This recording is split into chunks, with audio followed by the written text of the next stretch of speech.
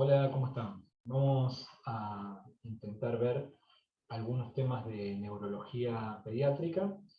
El objetivo de la clase tiene que ver con repasar o poner a punto algunos temas que tienen que leer y profundizar y algunos que dejaremos para ver ustedes después. Los objetivos son hablar de convulsión febril, de epilepsia, de síndromes epilépticos, ataxia, distrofias neuromusculares, retraso madurativo y encefalopatía crónica evolutiva y no evolutiva. Y todo esto, en lo posible, en unos 30 minutos aproximadamente. Vamos a ir al primer tema, que es convulsión. Por definición, una convulsión es una alteración paroxística de la actividad motora, sensorial, somatossensorial o autonómica, limitada en el tiempo, producto de una actividad eléctrica anormal del cerebro. Hace la observación de limitada en el tiempo para diferenciarlo específicamente de un estado convulsivo, una situación de urgencia neurológica, quizás la única, donde el paciente experimenta una crisis convulsiva que no cede, o sucesivas crisis subintrantes donde no hay recuperación completa de la conciencia entre cada uno. A veces son muy difíciles de diagnosticar estos cuadros de estrés convulsivo, como consecuencia que el paciente está en terapia, sedado, intubado, y la única forma de hacer el diagnóstico es con un registro electroencefalográfico. Lo vamos a ver después. Dentro de las causas posibles para que un paciente tenga un cuadro convulsivo, o también llamado ictal, tenemos la agresión del sistema nervioso central en forma aguda, en forma crónica, o en casos en los que no hay agresión demostrable, como es el caso de las convulsiones febriles, que es uno de los puntos importantes que vamos a hablar. Dentro de lo que es agresión aguda, la meningitis, la encefalitis, reacciones infecciosas, hipóxicas, tóxicos, traumatismo de cráneo, y dentro de lo que son agresiones crónicas, nos referimos a las encefalopatías crónicas no evolutivas, a trastornos metabólicos, depósitos de sustancias tóxicas, edema, etc. Con respecto a la anamnesis, la historia clínica y el examen físico, vamos a repasar un poco algunas cosas que ya vimos, pero básicamente en forma sistemática vamos a tener que referirnos, si quieren, primero a antecedentes personales, a antecedentes familiares, y después con respecto al paciente, vamos a antecedentes del embarazo, antecedentes perinatológicos, síntomas previos, y de acuerdo a la causa a la cual nos estemos orientando, intoxicaciones, traumatismo de cráneo, infecciones, saber cuál es el desarrollo neurológico, y después, obviamente, ya directamente enfocado en la crisis, saber qué características tuvo esta crisis en caso de que no la estemos viendo, y si la estamos viendo también nos interesa saber cómo apareció, en qué contexto, cómo evolucionó, cuándo empezó, ¿sí? Qué tipo de movimiento tuvo, si tuvo pérdida de control de esfínteres o no. Puede no tenerlo, no significa nada. Si hubo cambios de coloración, duración y el estado postictal en caso de que ya lo hubiera tenido. Con respecto al examen físico, lo decimos siempre y lo repetimos, el examen físico tiene que ser completo, ¿sí? Tiene que ver con buscar signos de traumatismos, como puede ser hematomas, fracturas, palpación completa de todo lo que es el cráneo, ver que no haya líquido en conducto auditivo externo que puede estar indicando un traumatismo de cráneo, una fractura de base de cráneo, ojos en mapache, líquido por orificios nasales, hemorragias retinianas que nos pueden estar haciendo sospechar una forma de maltrato o abuso. Son temas que ya sé que no han visto al momento de esta clase, pero como para que los vayan teniendo. Pacientes con signos de déficit focal, hipertensión endocraniana, infección del sistema nervioso central. ¿Sigo más con el examen físico? Sí, el examen físico también tiene que ser frecuencia cardíaca, respiratoria, habíamos hablado de la posibilidad de intoxicaciones, olores, sustancias, etc. Toma de tensión arterial. Para intentar responder al primero de los objetivos de esta clase, va algunos conceptos de convulsión febril. se produce en niños de 3 meses a 6 años, aunque algunos ponen el punto de corte a partir de los 6 meses a 6 años. Y algunos ponen el punto de corte entre los 6 meses y los 5 años. ¿Está bien? Depende de donde lo lean, pero entre 6 meses y 5 años no van a tener problema, pero hay algunos que consideran un margen un poco más amplio, que si se da todo lo que vamos a decir ahora, a veces uno puede considerarlo como convulsión febril. Asociada a fiebre, ¿sí? Donde no hay signos de infección intracraneana. Las características generales son que son clónicas, ¿sí? Generalizadas, con brusca aparición, con ausencia de respuesta a estímulos externos, ¿sí? Es decir, es generalizada, compromete conciencia, un desarrollo neurológico y madurativo previo a la convulsión normal y posterior también, con un estado posictal que habitualmente se relaciona con somnolencia, quedan dormidos media hora, una hora y después recuperan completamente, con una duración habitual entre 5 y 10 minutos y, repito, asociada a fiebre, ¿sí? Hay dos tipos de convulsiones febriles.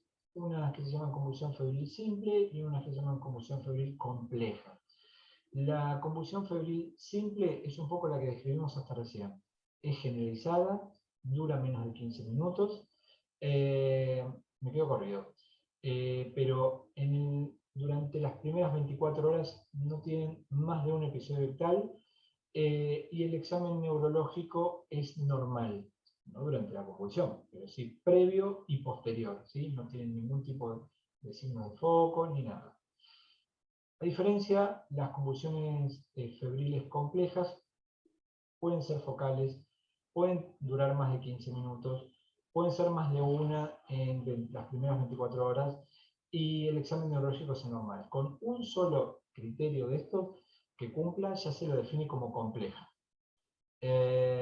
Después además podemos agregar el electroencefalograma, que para las simples habitualmente es normal y para las complejas suele ser anormal, y la historia familiar, que puede haber antecedentes de convulsión febril simple en familiares para ambos casos. También antecedentes de convulsión es algo bastante común. De acuerdo a lo que vimos, en cuanto a formas agudas, específicamente, uno podría plantear algún tipo de diagnósticos diferenciales que los vamos a charlar en la clase de repaso, pero como para que ustedes los vayan pensando. Les voy a dar un ejemplo. Una meningitis es un cuadro agudo, puede debutar con una crisis convulsiva, o puede tener en su contexto una convulsión, puede tener fiebre, porque es un proceso infeccioso. Si dura poco porque el paciente está internado y lo tratan, estaría en un tiempo acorde, pero tiene un proceso infeccioso diagnosticado, tiene alguna otra cosa, obviamente tendrá que tener una punción lumbar, pero digo como para pensar en diagnósticos diferenciales. Respecto del tratamiento, si nos referimos específicamente al tratamiento de la convulsión, ¿sí? Eso lo vamos a ver después. Pero con respecto a lo que es el tratamiento de base, ¿sí?, de los pacientes con convulsión febril simple, simplemente es el control clínico, la charla con los padres, las pautas de alarma, qué medidas tomar ante una convulsión febril. Esto es controlar horario, saber a cuál es el lugar más cercano para ir, no ir locos, y controlar la temperatura, nada más. No hay básicamente ninguna de estas medidas que estoy diciendo que disminuya la recurrencia de convulsión febril simple, ¿sí? Sí está demostrado, hay evidencia suficiente que el tratamiento crónico con fenobarbital o con ácido valproico disminuye la recurrencia de convulsión febril simple, pero no se utiliza, ¿sí? ¿Por qué? Porque los efectos adversos de estos son superiores a los beneficios que da, ¿sí? El riesgo supera el beneficio. Así que las convulsiones febril simple no se tratan. Yo pongo en rojo respecto de la interconsulta con neurología. No está indicada hacer la interconsulta con neurología, uno en la práctica habitualmente la solicita. Y la alternativa puede ser en padres o médicos muy ansiosos, el tratamiento con diazepam en forma intermitente durante los episodios febriles. Cuando el chico empieza con fiebre, se da tratamiento con diazepam intermitente bioral a una dosis de 0,5 miligramos por kilo y por día, o una dosis intrarrectal de 0,5 miligramos kilo dosis durante el episodio ictal, ¿sí? Durante la convulsión. Con respecto a las convulsiones febriles complejas, sí, ya son de resorte del neurólogo, van al neurólogo y habitualmente se medican, ya sea con fenol orbital o con ácido valproico, se hace electroencefalograma, se hace una imagen, siempre. Con respecto a convulsión febril, el único concepto que quedaba por ver, que es otro tipo de convulsión febril, que algunos lo denominan convulsión febril plus, que sería otro de los conceptos a repasar en la clase de repaso, que ustedes me van a tener que preguntar, en caso de que no lo encuentren, que lo van a encontrar. Epilepsia es un trastorno cerebral en el que el paciente tiene convulsiones en forma repetida durante un tiempo. Podemos hablar de parciales o focales y de generalizadas. Las parciales comprometen un número limitado de neuronas, pueden ser simples, sin pérdida de conciencia, o complejas, con pérdida de conciencia, a veces pueden experimentar un aura previo, o parciales que se generalizan. Cualquier cosa puede ocurrir. Después, dentro de las generalizadas están las ausencias, típicas o atípicas, lo que se llama pequeño mal, y las convulsiones tónicas, clónicas o neoclónicas o atónicas, el gran mal. Siempre comprometen la conciencia. Pueden ser por un periodo muy breve o por un periodo un poco más prolongado. Y siempre se observan alteraciones en el electroencefalograma, todo el tiempo. No es que el paciente tiene que estar en la crisis, hacer el electro en ese momento. El paciente está sin crisis, está lo más bien, viene neuro, se hace un electroencefalograma, habitualmente lo pedimos de sueño, es un momento en el que se exacerban estas ondas patológicas del electro, y lo hacemos despertar en ese momento porque también ocurren ahí y aparecen electros con trazados patológicos. Hay algunos síndromes epilépticos que deberían saber, son bien característicos de la infancia y los vemos, implican una situación de tratamiento urgente, son formas complejas de epilepsia y que además tienen otras manifestaciones clínicas con un electroencefalograma característico y algunas, como decía recién, de gravedad. De gravedad porque implican alteraciones cognitivas y neurológicas evolutivas, progresivas. Es decir, el niño adquiere pautas madurativas, comienza con estos síndromes epilépticos y las empieza a perder. ¿Sí? Los niños pierden pautas madurativas y es irreversible, no lo recuperan. De modo que un diagnóstico precoz, un tratamiento adecuado y en determinados contextos puede mejorar sustancialmente el pronóstico de estos. Puede, no siempre. Síndrome de West es un síndrome que tienen que saber, es bien característico, se caracteriza por una tríada, que es la que aparece ahí en la diapositiva, espasmos infantiles, electroencefalograma con un patrón característico que se llama ipsarritmia, que en términos generales es una desorganización absoluta del electroencefalograma, y el paciente pierde pautas modulativas, ¿sí? Los espasmos infantiles, o los espasmos que presenta el paciente, habitualmente son espasmos en flexión, aunque pueden ser también en extensión, lo cual condiciona también a otros diagnósticos diferenciales. Idiopático tienen hasta un 40% de los casos de evolución cognitiva normal con tratamiento, y secundarios son de peor pronóstico, son un 10% tienen desarrollo normal. ¿Y secundarios a qué? Secundarios a otras patologías de base, ¿sí? Como pongo ahí, esclerosis tuberosa, malformaciones, trastornos de migración neuronal, etc. ¿Sí? Cualquier alteración estructural del sistema nervioso podría llegar a tener una manifestación de síndrome de West. El tratamiento es con vigabatrina como primera línea y la adenocorticotrofina como segunda línea, ¿sí? El ACTH. Dentro de los síndromes epilépticos ya un poco menos frecuentes, pero que estarían bueno que también los leyeran, uno es el síndrome de Lennox-Gastaut, ¿sí? Varios tipos de convulsiones generales, ausencias atípicas, tónicas, un electroencefalograma también característico y retardo mental. Ocurre en chicos más grandes, esa es la diferencia. El síndrome de Ohtahara, también parecido al West, que ocurre en el periodo neonatal. Y por último, con el tema de epilepsia, el concepto de estatus, que habíamos hablado. El estatus convulsivo es una urgencia neurológica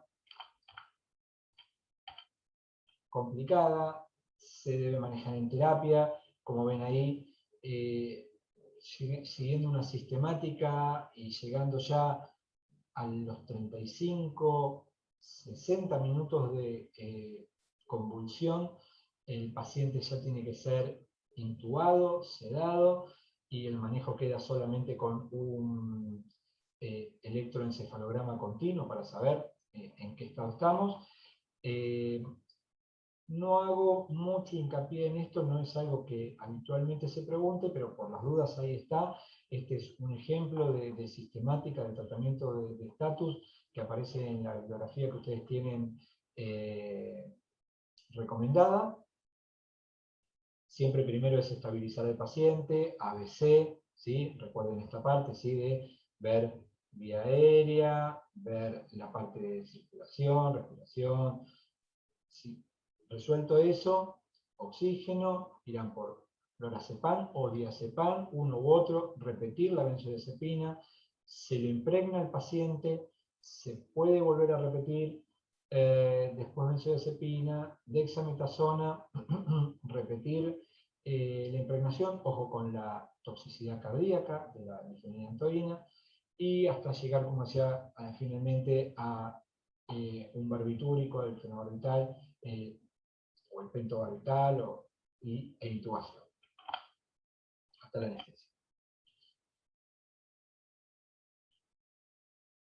Las enfermedades neurocutáneas no están estrictamente dentro de los objetivos de esta clase, pero se las presento, se ven seguidas. Está bueno, acuérdense que tienen una evolución progresiva, o sea que somos nosotros los pediatras los que las empezamos a ver cuando quizás no tienen ninguna manifestación neurológica, ¿sí? Pero vemos al paciente, vemos al padre, a la madre. La mayoría tienen una herencia de tipo autosómica dominante, ¿sí? Así que estar atentos siempre al examen cutáneo de un paciente en general y más de un paciente con alguna alteración neurológica. Acuérdense de embriología. Ataxia. No es algo frecuente de ver, pero como tiene varias causas, quizás sería importante e interesante que la vean. Tiene una definición de ataxia, que es un trastorno del equilibrio y de la coordinación del movimiento, donde el paciente no tiene parálisis, ¿sí? Cerebral. Si aparece con el movimiento se denomina cinética, y si se presenta en la bipedestación o deambulación se llama estática. Es así, no está mal escrito, búsquenlo. Hay una ataxia cerebelosa y una vestibular. Cerebelosa es más frecuente, tiene que ver con inflamación, estática y cinética, marcha inestable, brazos abiertos, aumenta base de sustentación, y no empeora con el cierre palpebral. Esto no es la especialidad de neurología, y no sé si dentro del contexto de un examen les van a preguntar las diferencias entre cerebelosa y vestibular, ¿sí? Pero sí el enfoque de un paciente con ataxia, el examen físico, el interrogatorio y todo. Y por eso estamos. La vestibular es exclusivamente estática, tiene una inclinación del eje, ¿sí? Aumenta cuando cierra los ojos, ¿sí? Tiene un romper positivo, se acompaña de nistagmo, ¿sí? Y es frecuente de ver. Se la puede clasificar como agudas, intermitentes o crónicas, y dentro de las agudas, las intoxicaciones, las infecciosas o posinfecciosas. Les pido disculpas por la cantidad de veces que suena el teléfono. La verdad es que esto es así, me olvidé de desactivarlo y ya vengo bastante bien con la clase y no la voy a parar ahora. Pero estaba dentro de las instrucciones que le damos a los docentes de desactivar todo. No está desactivado de la pantalla de la computadora, pero me olvidé de apagar el celular. Mil disculpas por eso. Sigo. Dentro de las agudas, un capítulo grande. Intoxicaciones infecciosas, ¿sí? Inflamatorias, vestibulares, y ojo con las neoplasias, ¿sí? Ataxias intermitentes y bastante menos frecuentes, y las ataxias crónicas o progresivas. Yo cuando era joven como ustedes y pensaba en ataxia telangiectasia, decía tan solamente en los libros, pero no, se ve, tenemos pacientes, tenemos conocidos y lo vemos. El enfoque, pensar si es aguda o intermitente, o de la misma forma de crónica. Lo primero es un análisis toxicológico, una imagen. Una vez que tenemos una imagen, descartamos la hipertensión intracraniana, vamos a un estudio de líquido cefalorraquídeo que implica punción lumbar, catecolaminas en sangre y orina, electroencefalograma, y como descarte, otorrino, pruebas vestibulares, electronistomografía. Y con respecto a la intermitente, la historia familiar, estudios metabólicos y electro. Dije que iba a terminar rápido, fui bastante veloz. Quedaría para ver ustedes un mínimo repaso del concepto de distrofias musculares, Duchenne, el síndrome de Guillain-Barré, algo que cada tanto vemos, es muy parecido a la evolución y a la clínica que se ve en el adulto. En los pacientes con retraso madurativo, capítulo enorme, tuvieron una clase de desarrollo ya, fuimos viendo en cada vez que nos veíamos y encontramos evaluación de pautas madurativas. Básicamente, para decir que un paciente tiene un retraso madurativo, se necesita un test cognitivo y un informe de un coeficiente intelectual para que nos diga si ese retraso madurativo es border, leve, moderado o severo. Y por último, las encefalopatías crónicas, que obviamente tienen retraso madurativo, es un capítulo aparte, evolutivas y no evolutivas. Muchísimas gracias. Vuelvo a pedir disculpas por las veces que son esto, pero capaz que eso ayudó a mantenerlos despiertos. En la próxima presentación les voy a dar una serie de casos clínicos para que después los veamos juntos en la clase de repaso. Un saludo grande y que estén bien.